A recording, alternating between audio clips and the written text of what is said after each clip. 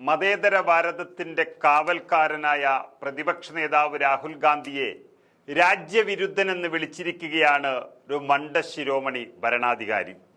അതിൽ അത്ഭുതപ്പെടാനൊന്നുമില്ല. കാരണം നമ്മുടെ രാജ്യത്തിന്റെ അടിസ്ഥാന മൂല്യങ്ങൾ തകർക്കുന്ന ഇന്ത്യയിലെ ആദ്യത്തെ ഭരണാധികാരി ആരെന്ന് ചോദിച്ചാൽ അത് അസം മുഖ്യമന്ത്രി ഹിമന്ത് ബിശ്വ ശർമ്മ തന്നെയാണ്. അദ്ദേഹമാണ് രാഹുൽ ഗാന്ധിയെയും ഇങ്ങനെ വിളിച്ചിരിക്കുന്നത്. അദ്ദേഹത്തിന് മുസ്ലിങ്ങളെ കാണുന്നത് തന്നെ അലർജിയാണ്. മുസ്ലിങ്ങളെ ഉപദ്രവിക്കാനുള്ള എന്തും നിയമമാക്കാൻ ശ്രമിക്കുകയാണ് ഈ ശർമാജി. അതായത് അസം നിയമസഭയിലെ മുസ്ലിം MLA-മാർക്ക് വെള്ളിയാഴ്ച സമയം നിസ്കരിക്കാൻ പോലും അവസരം നിഷേധിച്ച വ്യക്തിയാണ് ഈ മുഖ്യമന്ത്രി എന്ന് പറയുന്നത്. അതിനപ്പുറമൊന്നും പറയാനില്ല. അങ്ങനെ മതന്യൂനപക്ഷങ്ങളെ മാത്രമല്ല, അവരെ കഷ്ടതകളിൽ സഹായിക്കുന്നവരെ കാണുമ്പോഴും ചൊറിച്ചൽ വരും ഈ മുഖ്യമന്ത്രിക്ക്. അതാണ് മതേതര ഭാരതത്തിന്റെ പ്രതീക്ഷയായ ലോകസഭയിലെ പ്രതിപക്ഷ നേതാവ് രാഹുൽ ഗാന്ധിയെ രാജ്യവിരുദ്ധനെന്ന് വിളിച്ച് ഇദ്ദേഹം രംഗത്ത് വന്നത്. രാഹുൽ ഗാന്ധി രാജ്യവിരുദ്ധനാണെന്നും ബംഗ്ലാദേശിലെയും പാകിസ്ഥാനിലെയും മുസ്ലിങ്ങളെ മാത്രമാണ് അദ്ദേഹം സഹായിക്കുന്നതെന്നുമാണ് ഈ മുഖ്യമന്ത്രി പറഞ്ഞത്. എത്രത്തോളം വാസ്തവ വിരുദ്ധമാണ് ഇത് എന്ന് ഇന്ത്യയിലെ 140 കോടി ജനങ്ങൾക്കും അറിയാം. മാത്രമല്ല, രാഹുൽ ഗാന്ധി ഇന്ത്യ വിരുദ്ധനാണെന്നും രാഹുൽ ഗാന്ധി ഇന്ത്യയിലെ ഹിന്ദുക്കൾക്കൊപ്പമോ ഇവിടുത്തെ മുസ്ലിങ്ങൾക്കൊപ്പമോ പോലുമല്ല, മറിച്ച് ബംഗ്ലാദേശിലെയും പാകിസ്ഥാനിലെയും മുസ്ലിങ്ങൾക്കൊപ്പം മാത്രമാണ് നിലകൊള്ളുന്നത് എന്നൊരു വിഡ്ഢിത്തമാണ് ഇദ്ദേഹം വിളിച്ചു പറഞ്ഞിരിക്കുന്നത്. ശരിക്കും പറഞ്ഞാൽ ഇത് അദ്ദേഹത്തിൻ്റെ ചില ആരോഗ്യ പ്രശ്നങ്ങൾ കൊണ്ട് പറയുന്നതാണ് എന്ന് എല്ലാവർക്കും അറിയാം.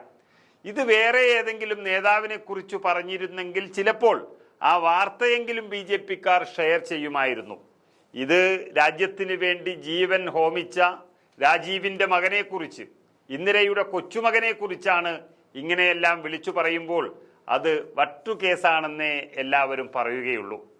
ഇങ്ങനെ വായിൽ തോന്നിയത് ഒരു ഉളുപ്പുമില്ലാതെ വിളിച്ചു പറഞ്ഞെങ്കിലും രാഹുൽ ഗാന്ധിയെ രാജ്യവിരുദ്ധനെന്ന് വിളിച്ചതിന് പിന്നിലെ കാരണം എന്താണെന്ന് അസം മുഖ്യമന്ത്രി ഇതുവരെ പറഞ്ഞിട്ടില്ല. പറയാനൊന്നുമില്ലാത്തത് എന്നതാണ് യാഥാർത്ഥ്യം. കാമാഖ്യ ക്ഷേത്രം, അതുപോലെ മഹാപുരുഷ് ശ്രീമന്ത ശങ്കർദേവ ക്ഷേത്രം തുടങ്ങിയ അസമിലെ പ്രതീകങ്ങളെ കോൺഗ്രസ് ബഹുമാനിക്കുന്നില്ല എന്നാണ് മുഖ്യമന്ത്രി ഈ വിഡ്ഢിത്തം പറയുന്നതിനൊരു കാരണമായി ചൂണ്ടിക്കാട്ടുന്നത്. എന്നാൽ രാഹുൽ ഗാന്ധിയോട് ഇത്രയും കലിപ്പ് വരാനുള്ള കാരണം ഇതൊന്നുമല്ല, മറ്റൊന്നാണ്. അതായത് 2015 വരെ കോൺഗ്രസിന്റെ നേതാവായിരുന്നു ഈ പറയുന്ന ഹിമന്ത് ബിശ്വ ശർമ്മ.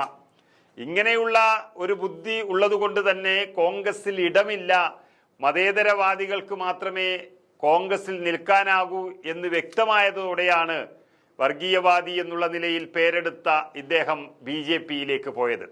അവിടെ എത്തി സംഘപരിവാറുകാരേക്കാളും വലിയ വർഗീയം പറഞ്ഞപ്പോൾ പിടിച്ച് മുഖ്യമന്ത്രിയാക്കി. പക്ഷേ ഇത്തരം വർഗീയ വിഷം ചീറ്റുന്ന ഒരാളെ എന്ത് തന്നെയായാലും കെട്ടുകെട്ടിക്കണമെന്ന് മതേതരവാദിയായ രാഹുൽ ഗാന്ധി തീരുമാനിച്ചതാണ് ഈ കട്ടക്കലിപ്പിന് കാരണം. അതായത് 9 മാസത്തിനുള്ളിൽ തെരഞ്ഞെടുപ്പ് നടക്കുന്ന സംസ്ഥാനമാണ് അസം. കേരളത്തോടൊപ്പം തന്നെയാണ് തെരഞ്ഞെടുപ്പ് നടക്കുന്നത്. രാഹുൽ ഗാന്ധിയുടെ വിശ്വസ്തനായ അസമിൽ നിന്നുള്ള MP ഗൗരവ് ഗൊഗോയിയെ ഈ തെരഞ്ഞെടുപ്പിൽ മുഖ്യമന്ത്രി സ്ഥാനാർത്ഥിയായി ഉയർത്തിക്കാട്ടി പ്രവർത്തനത്തിൽ ആസാമിലേക്ക് നിയോഗിച്ചിരിക്കുകയാണ്. മുൻ മുഖ്യമന്ത്രി തരുൺ ഗൊഗോയിയുടെ മകനാണ് 43 വയസ്സുകാരനായ ഗൗരവ് ഗൊഗോയി. അദ്ദേഹത്തിന് അധ്യക്ഷ സ്ഥാനം നൽകി രാഹുൽ ഗാന്ധി അവിടെ പ്രവർത്തിക്കാൻ വിട്ടുകഴിഞ്ഞു. അസമിലെ ഗ്രാമാന്തരങ്ങൾ അരിച്ചു പെറുക്കി കോൺഗ്രസിനെ തിരിച്ചു കൊണ്ടുവരികയാണ് ഗൊഗോയ്. ജനസംഖ്യയുടെ 40% അസമിൽ മുസ്ലിങ്ങളാണ്.